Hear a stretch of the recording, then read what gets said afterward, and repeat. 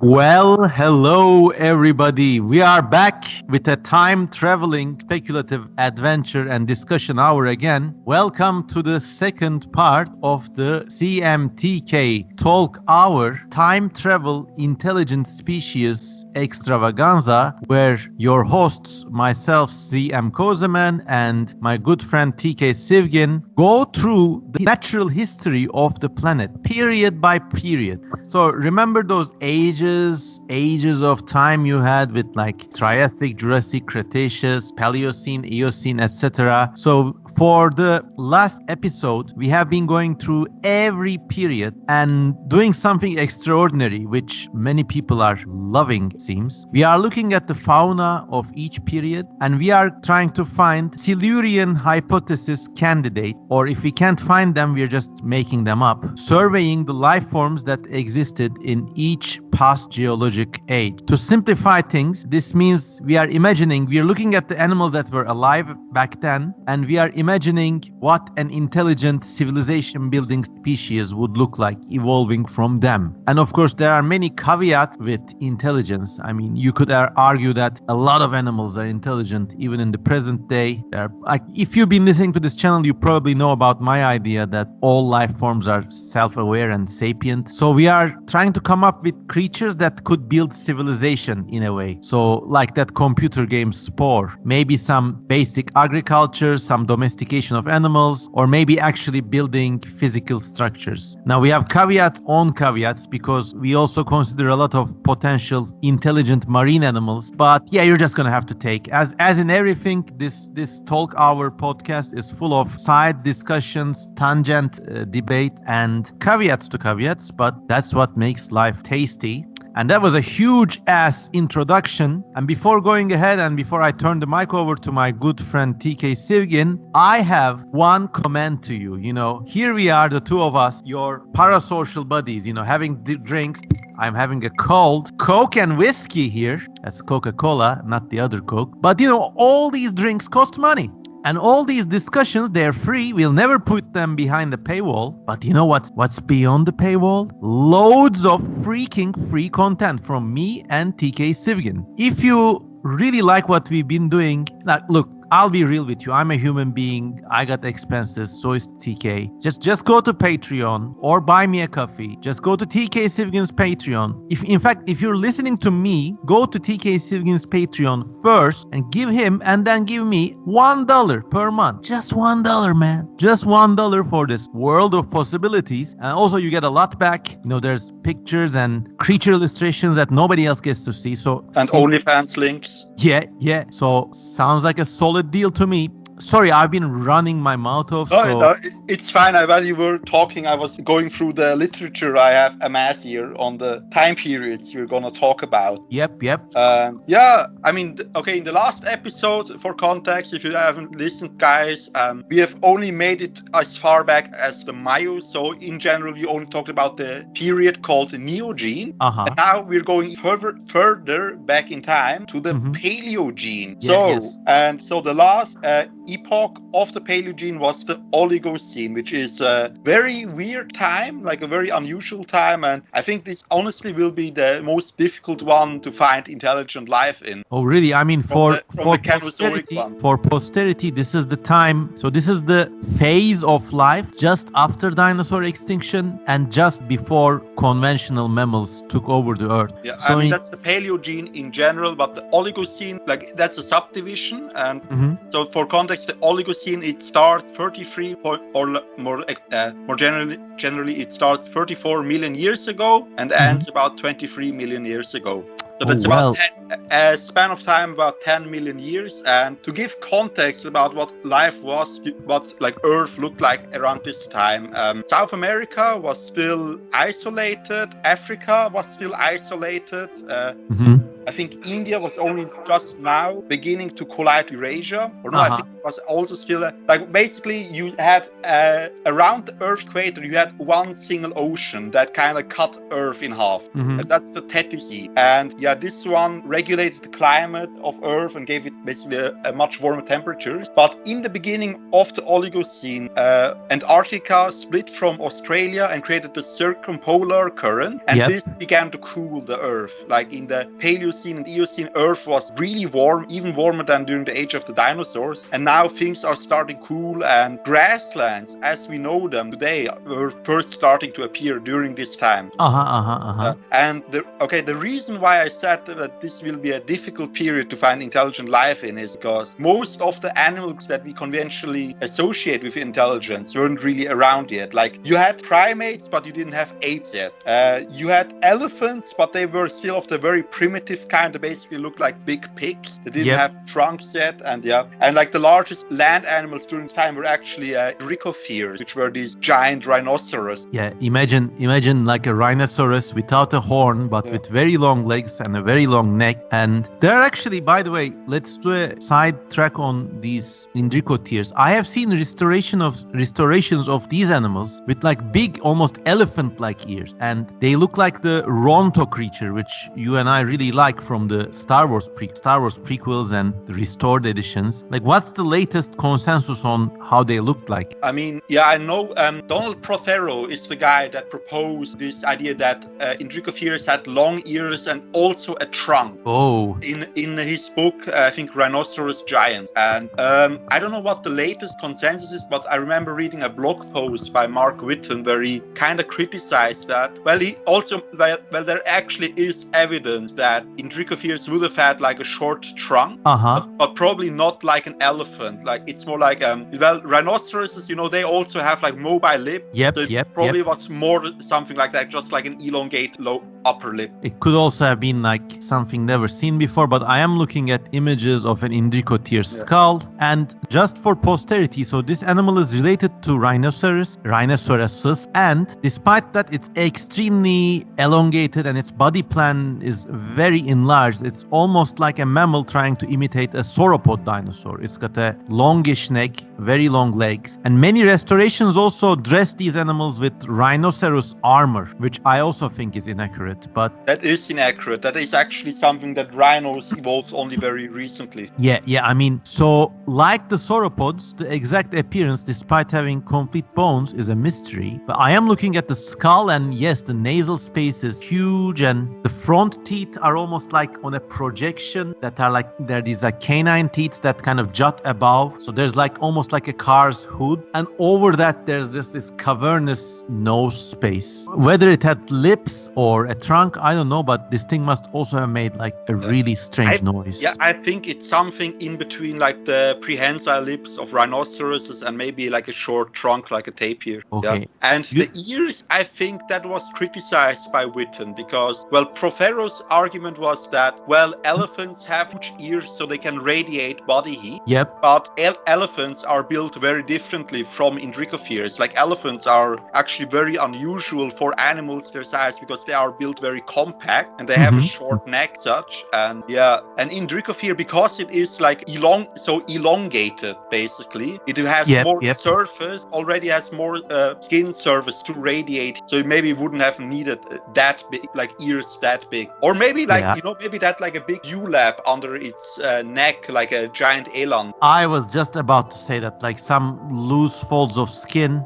These things also look like enormous horses, which is not surprising since rhinos are related to horses. There actually was a group of small horses during the Oligocene. I think Hyracotheres. Did I say horses? No, small rhinoceroses that looked like horses. Like I know about those. The Oligocene basically can be described as like the golden age of rhinoceroses because hippos didn't really existed. Elephants were still like in their infancy. So like many ecological roles that you usually associate with other big mammals were just taken up by rhinoceroses. Like you had giant rhinoceroses like Dricophyr, and you even had like amphibious rhinos that took up the role of hippos. So it was in some ways an age of rhinoceroses. But the rhinoceros seed world. Do you see any Rocksteady and Bebop civilization evolving from any of these rhinos? I wanted to ask, like, why are we going on a tangent about rhinoceros? Because they are very unlikely to develop intelligence, I think. I mean, when you're the biggest thing, you really don't need to dominate your ecosystem. But there's an animal group in this age which also always piqued my interest, and these are like those demon pigs, like Entelodon, or what were they called? What? Entelodons. Yeah. Entelodons, yeah. I could really see, like, remember the wargs in the Lord of the Rings? Yeah, like a lot of these like evil monsters in Lord of the Rings, they look like straight out of the Cenozoic. Yeah. So I could really see maybe something like these. I don't know if they had the same brain capacity as modern day pigs, but if you look at modern day pig, they're very intelligent. I mean, they're like as smart as dogs. And would it be too big a leap of faith to imagine intelligent, but maybe not civilization building entelodons? They could just speak between each other. I mean, like, first off, these things were actually not that closely related to pig. They are probably more closely related to whales and hippos. Okay. Which, well, that could go either way. Like, whales are very intelligent, and hippos have like one of the smallest brain sizes compared to body mass among placental mammals. So I don't think that says much. And yeah, I think entelodons also were just solitary animals. I don't think they were very social. What's the jury's take on predatory behavior, or whether they were predators, omnivores, herbivores? I think it goes like back and forth. Like, obviously there are we have like bones of like oreodons and early camels that actually have very obvious bite marks from entelodon skull. So, like, they ate meat, but I'm not sure if it is like, like a giant boar. Like, boars, they eat everything, and they sometimes also scavenge, or if these things or if entelodons really were like hyper carnivores. I think probably more like they probably lived more like bears, if you know what I mean. Yeah. Like, they probably just ate everything that they could find, and sometimes they probably also like ran off small animals when they could. Yeah, I mean, if you look like this, the skeletons are always incredible. It looks like, from an unlearned observer's perspective, it looks like somebody photoshopped a giant theropod skull on top of like a big pig's body, but not theropod, more like a crocodile, right? Yeah, I was thinking about Tyrannosaurus actually, because it's got a wide front part of the skull and almost forward-facing eyes, like slightly similar to a Tyrannosaur. But yeah, I guess no civilization to be found here either. Yeah. Oh, but my favorite imbeciles are to be found in this era. The very famous kind of like paradoxical. What was the name? What was the clade name? Paleoparadoxia is the one. What is that? Desmostilians. These Desmostilians are those like a failed second attempt at creating manatees. Yeah. It's like, so imagine, if you will, a hippo with long legs, but the legs are all splayed. They're almost like in a reptilian condition. They're like, and I guess small head, and it's trying to. They don't have tails, they don't have long tails, so they literally have like butts, and they waddle about, and their skulls are bizarre. Yeah, it's like a mix between a hippopotamus and a sea cow. Exactly. Yeah. Originally, I'm reading from Wikipedia, but originally interpreted as amphibious. They are now thought to have been fully marine animals, so they just have like water babies. And do you see any ray of light here? Any spark of intelligence here? Well, intelligence is relative, and no, I mean, I think these were very similar in lifestyle to cow or manatees, and like, I mean, what? One group that I could imagine during this time that I could imagine having some degree of smarts, like that's another thing about this period. Like, you didn't have like the classic carnivoran mammals yet. You didn't have cats, dogs, or at least not as we know them. You had like these early mammals called nimravids, which looked like saber-toothed cats, but they actually weren't. And you had bear dogs instead of bears and dogs. You had these amphicyonids. Oh, yes. And you had hyenodon, which I think still on their A game during this time, I think. And there was like a huge variety of hyenodon, which, if you don't know, these were animals that, well, the name implies that they were related to hyenas, but they actually were like very archaic predatory mammals that went extinct without having descendants during, I think, the Miocene. And yeah, these actually had like a very wide diversity. Like there were hyper carnivorous ones like Megistotherium, which like it's like one of the record holders for largest carnivorous mammal. Yeah, yeah. But you also had like small ones that probably lived like otters, and you had like tree climbing ones that looked like viverids or weasels, and you had like everything in between, also very like dog-like ones. Some were more like cat, and I can imagine among that, ironically, that there could have been social ones with like hyena-like behavior. And some people may not know that, but hyenas are like surprisingly smart animals that live in very organized packs that are often compared in social structure to those of primates. Yep. So yeah, maybe like there could have been like pack hunting hyenodons during this time, but I'm not sure if that counts as really the kind of intelligence that we are looking for.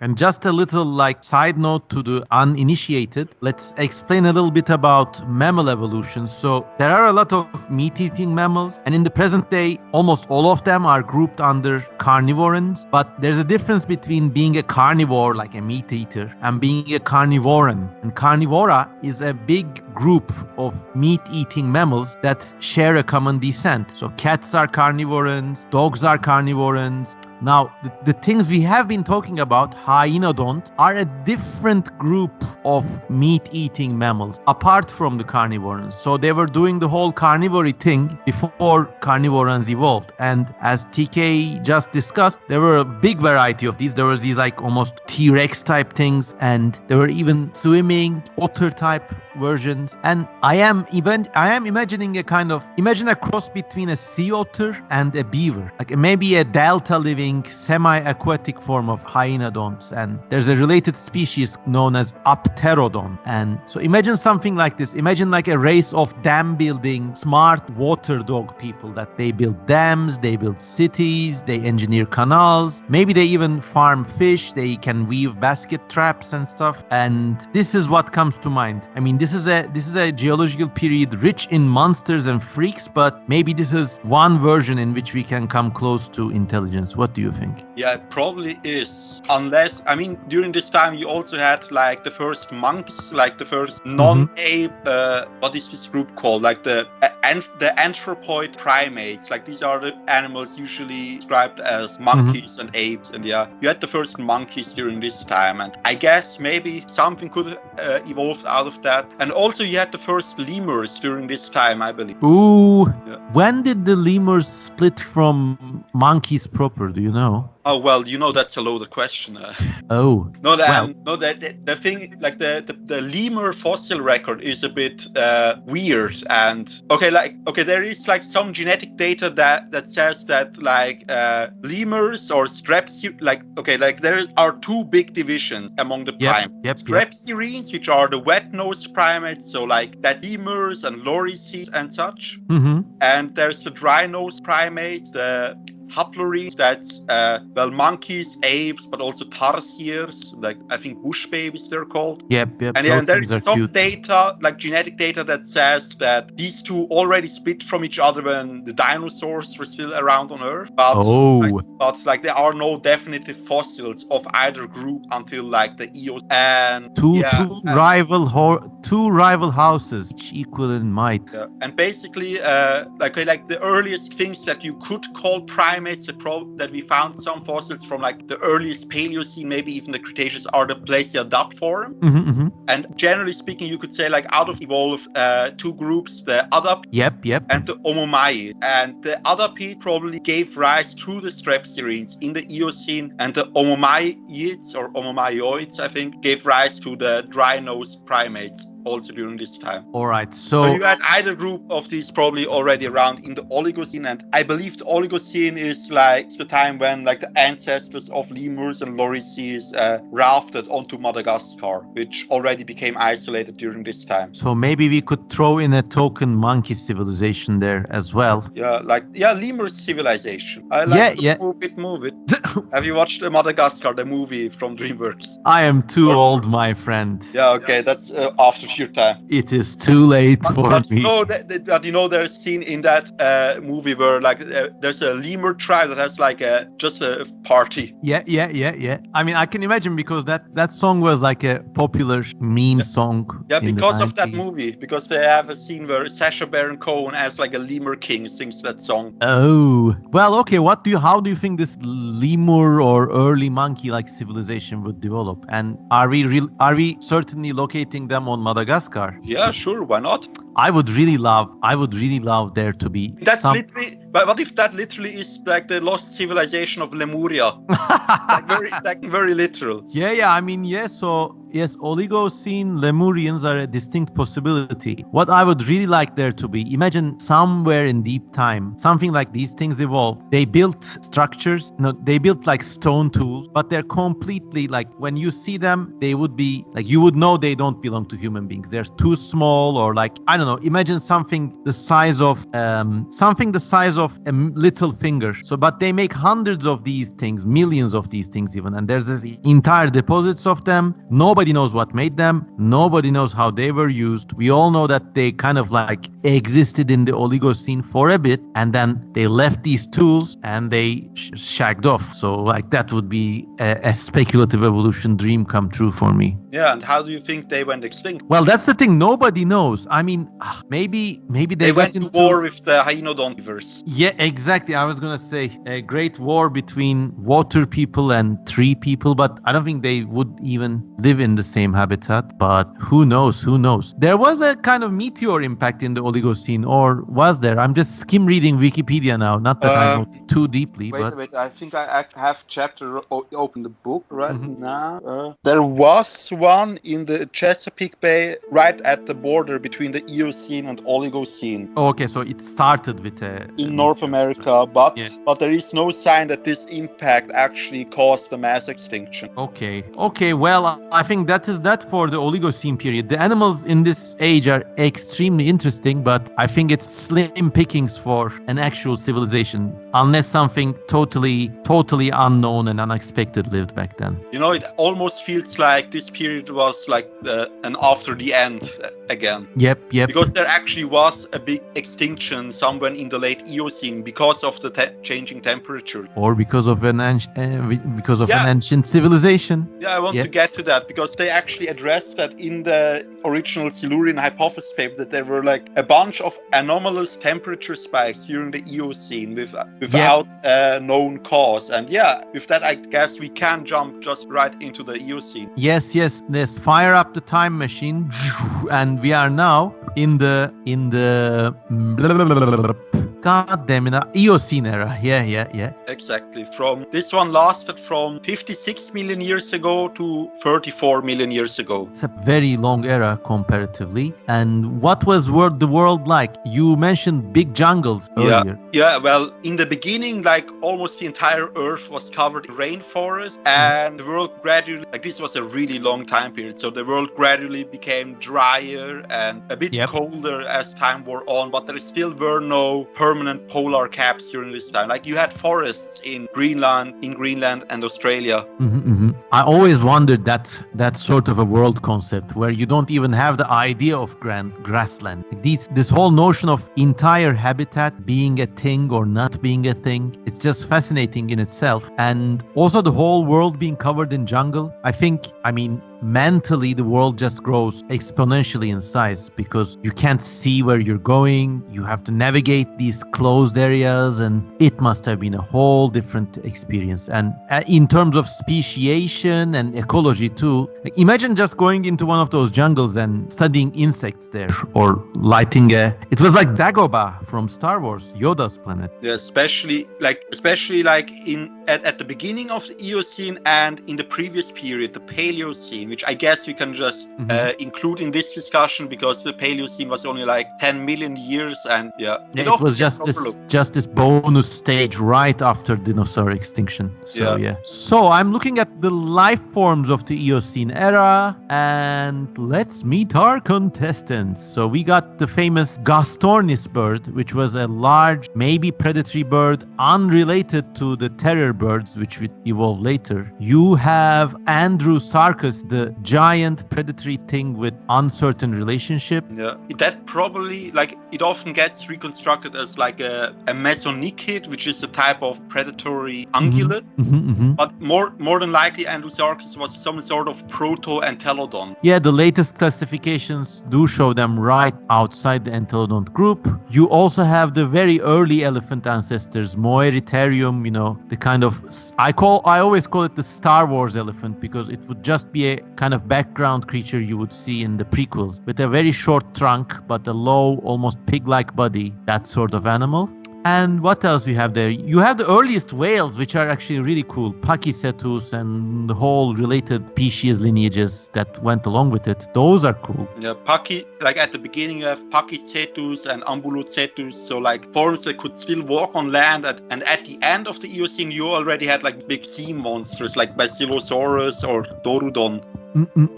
And I think this was also the time when you had the Remington-setted whales, which are this little known subgroup of early whale relatives that have very long skulls, almost like crocodiles. They don't look anything like whales. They got 4 legs, long tails. They're like clearly amphibious. And I'm just checking to make sure if these lived in that area. Yeah, they were present during the Eocene and later on. And there's one species here called Kutchicetus, which is spelled Kutchicetus.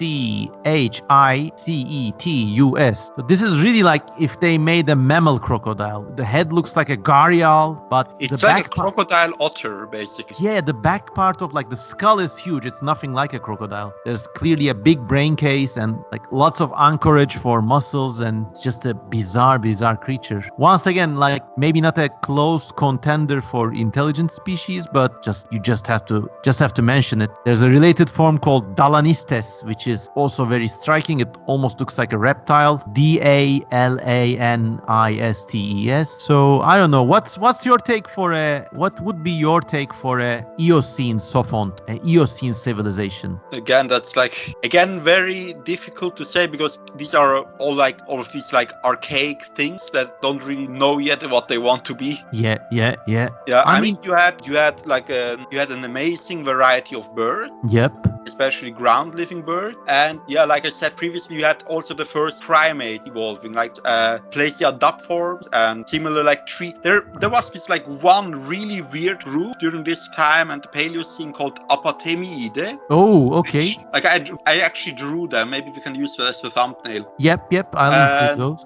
They are of uncertain affinity. Like, we don't know if these were like rodents or primates or anything. Like, they are classified as like uncertain Oiarthontoglires. So somewhere in the group that includes rabbits, rodents, and primates. And what did these look like? Yeah, they basically looked like shrew trying to be an ai. Oh. If you don't know, ai is this type of finger in Madagascar that has like very creepy long fingers, and it uses them to like fish out maggots from beneath bark. Okay, so put that together with the global temperature anomalies you have in this time period, and let us maybe make an assumption that there was a quote-unquote civilization in the Eocene. We don't know whether they were Apatomiids or we don't know whether they were something else, but let us imagine for argument's sake that these things learned how to make fire, maybe without being very intelligent themselves. They just knew reflexively how to like rub sticks together and create fires and maybe change their environment, flush out insects or other things that they could eat. But later on, just imagine for speculation's sake that these things evolved into things that could cook or maybe roast a kind of food or protein source and feed on things that way. And let us also assume that these things actually burned so much of the world that at the end they went extinct, and they also caused this thermal maximum event. Yeah, that would have been at the thermal maximum was right during the transition from the Paleocene to the Eocene. I would call this species the fire starters. And another candidate that just came into my mind, there was this other group of insectivorous mammals during this time period called Leptictidae. I was just gonna say that. Yeah, which were like, for a long time people thought they just hopped around like kangaroos, but actually they walked on 2 legs, much like a theropod dinosaur. Yeah, I am looking at some pictures and they really look like mammal equivalents of theropods. Like they try to make a small version of theropod dinosaur. They are always shown with these little grabby hands, and you're wondering, okay, what did they grab with those little hands? Maybe it was two. Maybe they were making fire. They also Photoshop elephant shrew noses to a lot of these animals' faces. They're almost always portrayed with long noses, so maybe they poked their noses into forces they could not control. Yeah, sad that things went extinct because, like, imagine they were still alive today, they would so to have a pet. Yeah, I think you could explain the phylogeny of Salacious Crumb from Jabba's palace in the Star Wars universe as a kind of late surviving leptictid. No, Salacious would look more like an apotemid, no? Oh yeah, true. With a beak though, but yeah, true. I am looking at a model of Leptictidium from the Horniman Museum in London, and it looks like something straight out of Jim Henson's films. So there's that. All right. You wanna jump to the Paleocene? I mean, let us consider the Paleocene separately, yes, because for posterity. Yeah, I mean, it's always seen as just like a bonus time between the Eocene and the Cretaceous, but it's also kind of underrated because it's such a weird time, like the first 10 million years right after the extinction event, and you had a bunch of mammal groups that you cannot classify anymore. They were just weird and archaic to put them into any decipherable group. Like you had the Pteranodonts, the condylarths, and so many weird things, but all a bit stupid, I think. Yeah, you got these things called the pantodont, which are exactly pantodonts and oreodont, and I think oreodonts are later. Oreodonts are like camel relatives. Oh, okay, so my mistake. But yeah, these pantodonts, they actually survived for a while and they lasted into the Oligocene, and they have some of the dumbest skulls and teeth arrangements I've ever seen on a mammal. They have no cheek space in their teeth batteries, so it's just molars all the way down, and it's like a crunch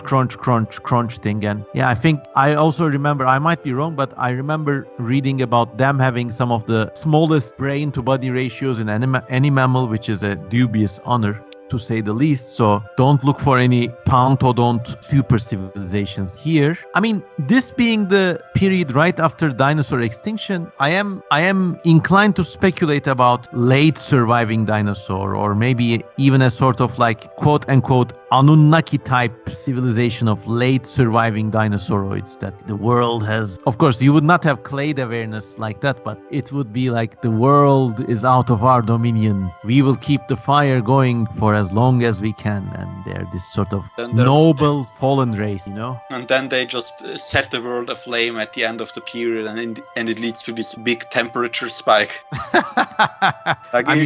If we can't have it, nobody can. Nobody will. Yeah, the Samson option. I mean, it's either them or the fire starting apotomid things or whatever that could come later on. But yeah, by the way, all of these eras are extremely interesting. We are just speedrunning through them and skimming through them because, well, there's not much here. Like if you're thinking with any form of logic, there's not much raw material for an intelligent civilization as we know it. Of course, maybe, I mean, you could think outside the box and maybe imagine like some of these brainless groups, okay, like the pantodonts or something. Maybe they were large-bodied colonial intelligences. So they had a queen caste and like worker castes. And even though an individual could be really dumb, in fact, it would be advantageous for it to be not very intelligent. Maybe they had something going with pheromones that locked them into a... So imagine like a group of pig-sized animals, but living and breathing and working like an ant colony and changing entire landscape, remodeling entire ecosystems. And I mean, I don't know, maybe there's a possibility like that somewhere here. Or simple like beaver type animal. Yeah. Those would, I mean, imagine the dams. I remember reading about the earliest expedition of the North American continent, and this is when a lot of the continent was just covered with forest, and they speak about enormous beaver dams in these great wide rivers, and So scale that up to a jungle world and it would even be more mind-blowing. All right. So are we going back to the Cretaceous now, or maybe it's been an hour? We could cut this as a separate episode. And I mean, I can go on if you want. I'm just thinking about whether we should do the age of the dinosaurs in a separate, because then we could have a whole episode of like dinosauroids. Intelligent dinosauroids special. In every flavor, yeah. We can even record it today. It doesn't matter, but maybe we should cut this now, and I'll also grab some coffee to get my brain going. I'm a bit slow. Okay, then let's make this the end then of this episode. Thanks to everybody for listening, and thanks for bearing this with us. We are recording on a very, very hot summer afternoon, and for posterity, the date is the 9th of July 2024, and we are recording basically in a setting that resembles these Eocene and Paleocene jungles. I mean, my brain is working at 60% capacity. I'll give you that. So sorry for any slurred phrases or like low reaction times. But in the next episode, we are going to everybody's favorite time period, Age of the Dinosaurs. So that's that from me. That would be funny if we come up with intelligent species, but they're all not dinosaurs. like the intelligent Repenomamus. Yeah, exactly. Or I don't know, like pliosaurs. Or we will see. I mean, I have one idea. I have one good idea for a non-dinosaur civilization, but we will get to that. All right.